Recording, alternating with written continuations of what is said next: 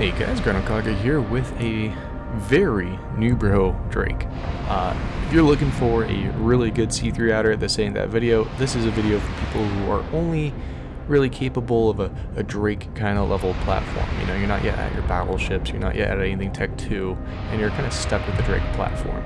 I gave these to my new bros that joined, the three of them. They used them together. I took it out to see how it actually, you know, the rate it kind of ratted at, and it's pretty low. So heads up on that. But if you're looking for something that you can fly because you can't fly other things, this is something you can fly. And the best part about it, once you pay it off and you can afford to get something like a Praxis or a Tech 2 cruiser, you can then use this for fun PvP because it is pretty cheap. Now, if you're using this, that probably means you're stuck at a certain skill level, which probably means you don't have the best missile skills and don't have the best shield skills. That's fine. One day they'll go up. And in the meantime, tank-wise, this was designed for that in mind, and it's also designed to run with a friend, so you both get the benefits of two different command bursts rather than just the one command burst. And yeah, it's low on DPS, but you get about 1 million ISK an hour almost-ish around there. This is a stepping stone. And if you're at this kind of level, I highly recommend you run, make enough money for a Praxis, and you'll more than triple the amount of ISK per hour you're making on a Praxis. Once your skills start going up, you'll be making more money. So, getting to a Praxis if you're very new to C3s and don't yet have a lot of skills or money is probably your first safe bet ratting option. But in the meantime, we got a Drake. This Drake is cute and little. It just reps just enough, barely. It gets scary sometimes, but that's fine. And the reason that's fine is normally you will see that your tank is failing. Your tank is not going to sustain. Now this is a passive fit tank, so your natural regen is going to sit around 40% at its peak. If you go past 40%, your tank has officially failed. It is no longer working.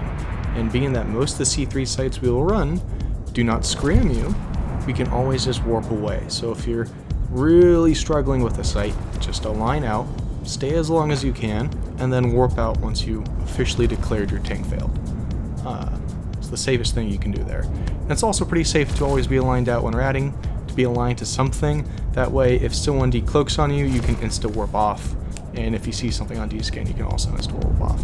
That being said, I like to navigate the grid more often. I don't align to things, and if something ganked me, I think that's more fun than anything. So, and what I just mentioned there, navigating the grid, that's pretty important when ratting. Knowing where the next wave spawns helps you increase your sight times. You go and you get ready and in position for it so that you're always in range of your guns. If you're always at 0 of a target, the next wave is probably out of your gun range for a lot of these kind of C3 ships. So you want to move around and anticipate the next wave. They're always going to be the same. Wormholes are always the same location, so once you learn your sites, it gets easier. But take a second to look and remember where they're spawning. Alright, so as we head on over to this site, how do we know how to run the site? That is simple. We use the OG Nolax updated Cars Modified Ricky's Guide version 1.5. Here we can see everything about every site in Wormhole space. We go to the C3 tab, and we can simply see that for solar cells, the trigger for this first wave is indeed that little frigate. Sadly, in all of the C3 sites, that little frigate is the only one that'll web you, or scram you, of the normal ANOM combat sites. For this first wave, you're pretty vulnerable because you can't kill them right away, so you need to wait a couple seconds, which is a time for, you know, someone to uncloak and gank you. So, very vulnerable point, but nonetheless, we're going to kill our bonus battleship first. A, because he's the highest DPS, B, because it doesn't matter. Well, it does matter. If your fit is kind of on the line of cap stability, you might want to go for the upholder first. See, if we refer to Ricky's Guide here, or Nolax updated Cars Modified Ricky's Guide, we'll see that the whatever newts us. And if we want to get newts off grid first, we can. And normally do sometimes. Whenever I want a SIG tank also, I like to kill the upholder first because he also webs you, and that's a little annoying. But it seems like I got excited by the bonus battleship when I recorded this and went straight for him, but it doesn't matter DPS wise. The reason is there's no remote repping cruiser on grid. There's no one here to ruin my DPS. If there was a cruiser on grid that was remote repping, I would want to kill that first. Anything remote repping, you want to just murder right away, so long that it's not the trigger. If it's the trigger, you can't kill it. Gotta keep it on grid. And with everything said so far, we can get a natural order of how we're going to prioritize our targets. I'm going to go Battleship 1, Cruiser 2, and Frigate X.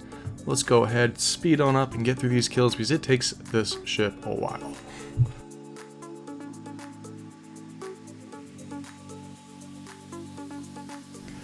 And like that, we're at the second wave. Now, this wave has a bunch of cruisers and some frigates. Now, do note, the guide says there's 3 Awakened Defender cruisers, but there is not. There is 2. Sometimes there is errors on the guide. That is one of the errors. Now, since I already had Javelin loaded, I went ahead and finished off the rest of the frigates. After that, went over and killed the Upholder, then Defender, and saved my final X for last. I made sure I was in the right position for spawn in third wave so that I could orbit the battleships right away. And if we refer to that sheet earlier that I showed, we can see exactly where the third wave will spawn. While the site finishes out, let's talk about why are you actually going to use this fit, because I don't recommend this. After even giving it to our new guys, there's way better fits. It truly is the ultimate stepping stone, because the second you can afford something better, you're going to want to run from it. The site times are extremely slow, and it's just not good.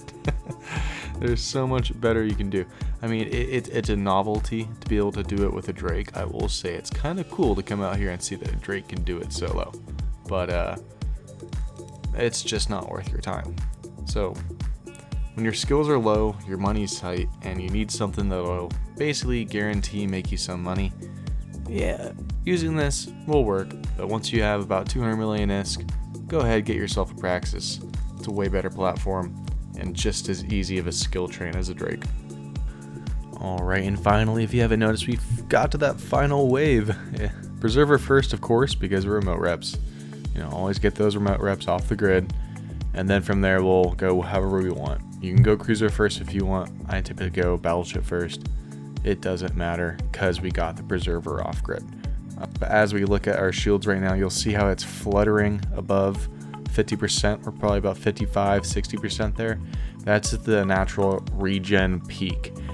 If it keeps falling from this point, I don't think I would trust my tank. You really got to judge where you're sitting at and whether or not your tank's gonna fail. And for some of you guys out there who literally have probably 1 level of skill point into, let's say, shield emission systems or like EM hardening or whatever, it's just like very low skills. You got to get them up. The best thing you can do is just always align out and see if you're going to die. If you're going to die, warp off. That's the easiest way, just to check to see if you're safe.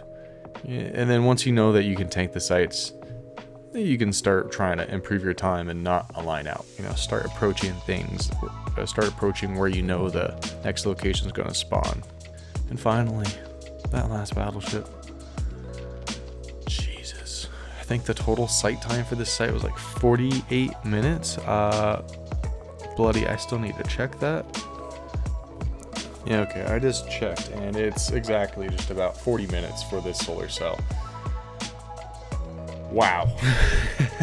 It's the slowest solar cell I ever ran, but it ran, so there's money in our pocket, and you only have to run 2 sites to pay this ship off, so it's cheap, it's easy to get into, it makes you some money. Cool. I hope it works for you, or just get a better platform. Check out the Praxis, it's pretty decent.